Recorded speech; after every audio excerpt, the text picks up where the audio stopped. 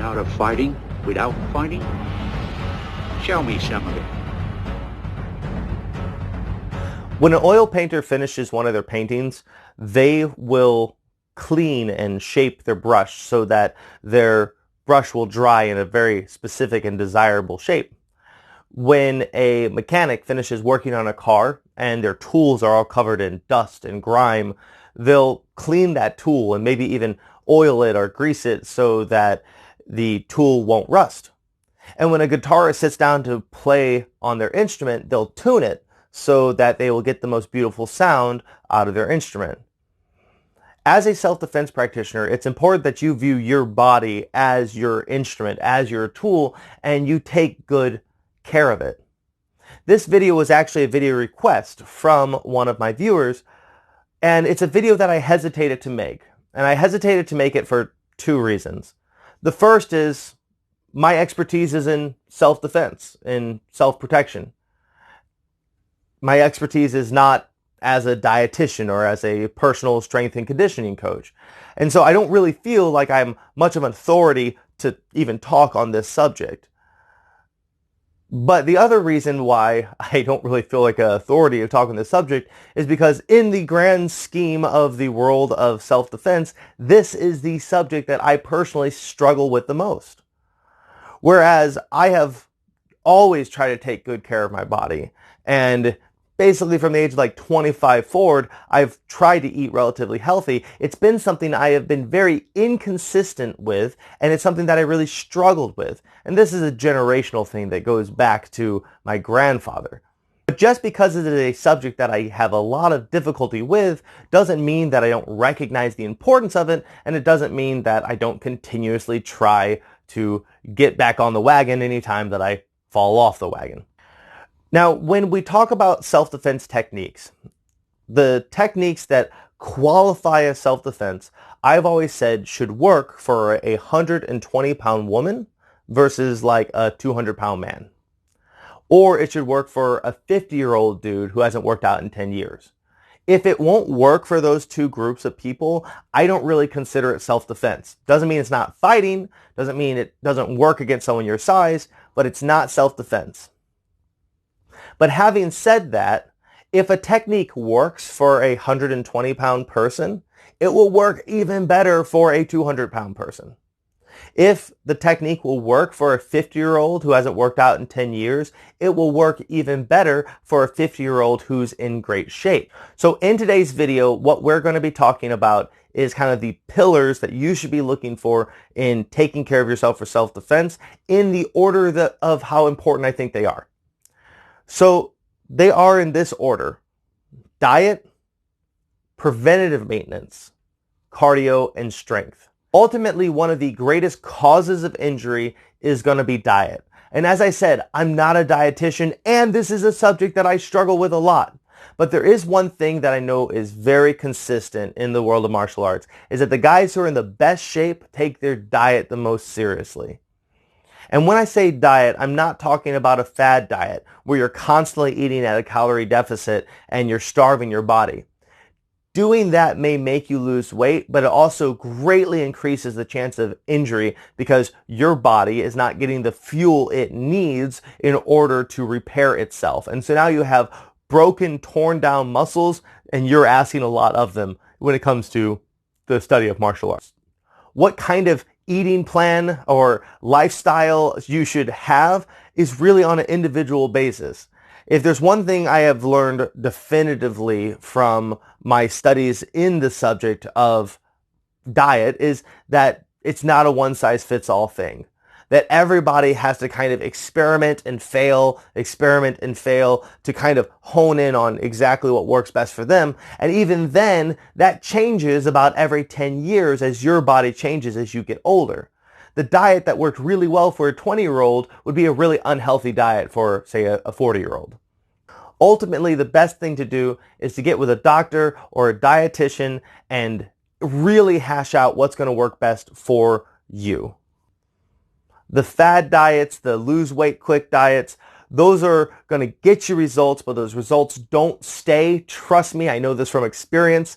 But instead, having a lifestyle change is really what you want, is where, you become someone who eats in a very specific way forever. And so therefore, whatever your diet plan is has to be maintainable. Second, preventative maintenance. Now, of course, when we think about martial arts, we think about strength, we think about cardio, we think about speed, but what most people don't think about is the amount of constant injury martial artists are in, that our fingers get busted up, our joints are sore and sometimes get torn up. I have a couple, as far as I can tell, permanent injuries on my body that come and go throughout the years. There are definitively two kinds of old men that I've trained with. And that's the ones who still do martial arts, but are broken beyond repair and can barely do it anymore. And then the guys who are like in their 80s and in great shape and can, even though they aren't gonna enter into a martial arts tournament anytime soon, they're still living a really good life, and martial arts is actually taking care of their body. And the difference between those two hasn't been cardio training, it hasn't been weightlifting, it hasn't been strength and conditioning, it's always been preventative maintenance. So what do I mean by preventative maintenance? Exercise that builds up your stabilizer muscles, that helps to take care of the weaker, smaller muscles in your body, the muscles that you don't see. Exercise is going to help take care of the supportive structures of your body, maybe not your powerful muscles, but the ones that keep you standing. I first got introduced to this subject when I seriously injured my shoulder because I didn't tap out to a particular move, and the move did its job. And as a result, I ended up in physical therapy for about 6 months. And the physical therapist taught me a lot about the importance of preventative maintenance and taking care of your body in a way that stops injury ahead of time. That doesn't mean that I never get injured, but it does mean that I am far less likely to get injured because I am constantly helping to grow those small supportive structures like in your shoulders and your lower back and your hip flexors that oftentimes get ignored when somebody's just trying to make a physique that looks aesthetically pleasing. One of the programs that worked really well for me, and this is not an endorsement, I don't get paid by this, but a program that has always served me really well is this program here, Ddp Yoga. I came across it several years ago. I lost about 80 pounds when I first started doing it because it was such a good workout. But more importantly, Ddp Yoga was developed by a former professional wrestler. These are guys who jump off the top ropes and get hit with chairs. And I'll tell you, if a workout helps keep those guys in shape, keeps those guys from being injured or minimizes those guys' injuries, it's going to work ideal for a martial artist.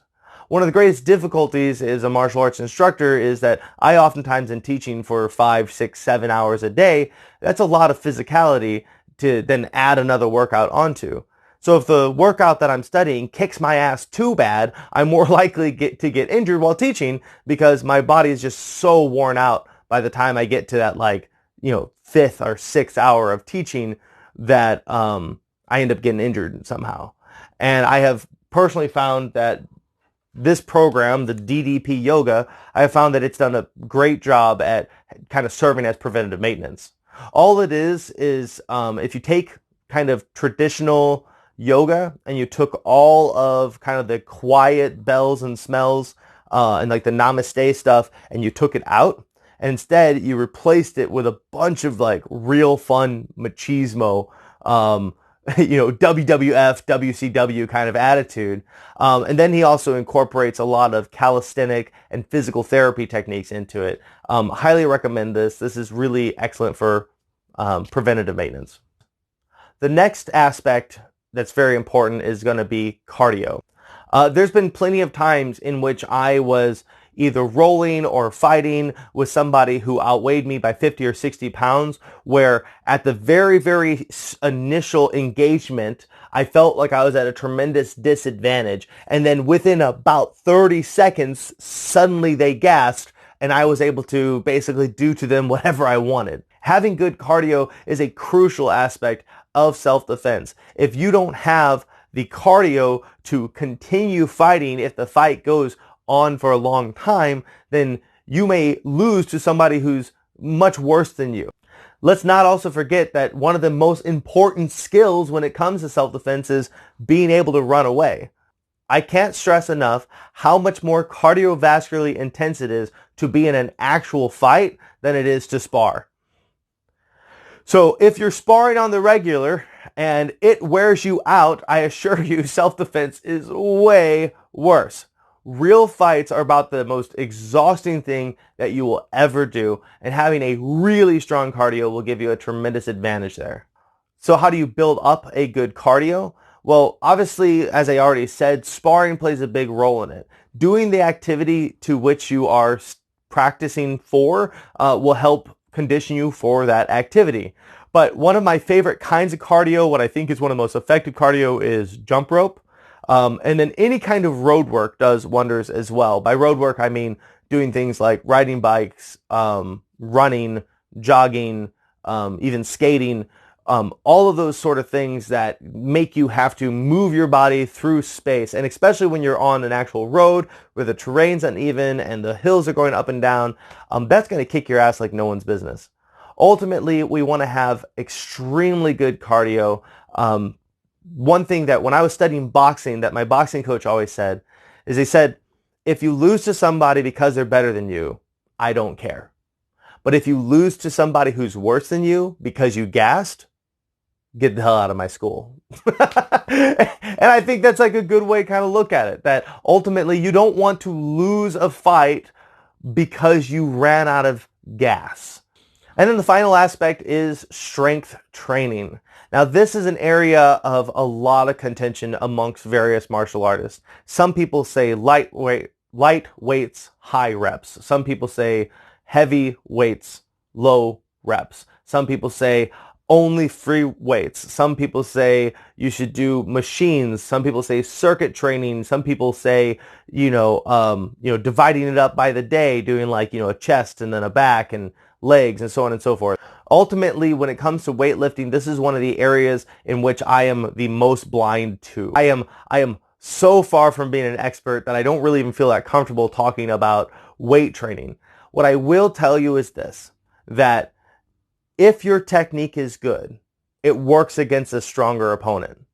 But if your technique is good and you're the stronger opponent, you're basically unstoppable. And so there's not a disadvantage to being the stronger guy as long as you can maintain flexibility. The only thing I will caution against, I see this a lot from some of my larger students, is that they get a big chest and big shoulders, but then they can't like lift their leg above their knee because their body is so stiff and rigid. Make sure that a really solid regimen of stretching and lengthening techniques are incorporated into your training. I guess I'm a shill because this is where you get it from, right here. Oh, so that was a difficult video for me to make just because it is a little bit out of my wheelhouse, but it doesn't mean that it's not important to me. Ultimately, like I said at the top of this video, that this is your tool. Your body is your tool. If you don't take good care of your tool, then you're not going to be able to use it well. You think about how poor a woodworker's art would be if their knives weren't sharp, right? Or how crappy a guitarist, playing would sound if their guitar was out of tune. Well, same thing, that if your tool is out of tune, your martial arts is going to suffer because of that. I will say one extremely important thing here. I oftentimes will have people say to me, I want to get in shape and then I will do self-defense. I want to get in shape and then study martial arts. It's the other way around. That you come into martial arts and you will get into shape. There's nothing wrong with coming into class being weak or being overweight or being inflexible. All of us have something that we struggle with when it comes to health and wellness. That doesn't mean that you should wait until you're a golden Adonis before you come and study martial arts. A well-trained, instructor will know how to work around your limitations and will be able to either help you get in shape or will be able to guide you to somebody who will help you get in shape. So that's my 2 cents on the matter. If you are still watching this video, you clearly like my content, so please do me a favor, hit that thumbs up button and also hit the subscribe and the bell. You know how YouTube works. Also, if you live in the Indianapolis area and you'd like to come train with me, all the information to do that is in the description down below. We've also recently opened up Zoom classes on Wednesdays, and all the information you need to get started with that is in the description box down below or on our website, theschoolofselfdefense.com. So until next time, everybody, I'm Michael Valenti with the School of Self-Defense. Fight on.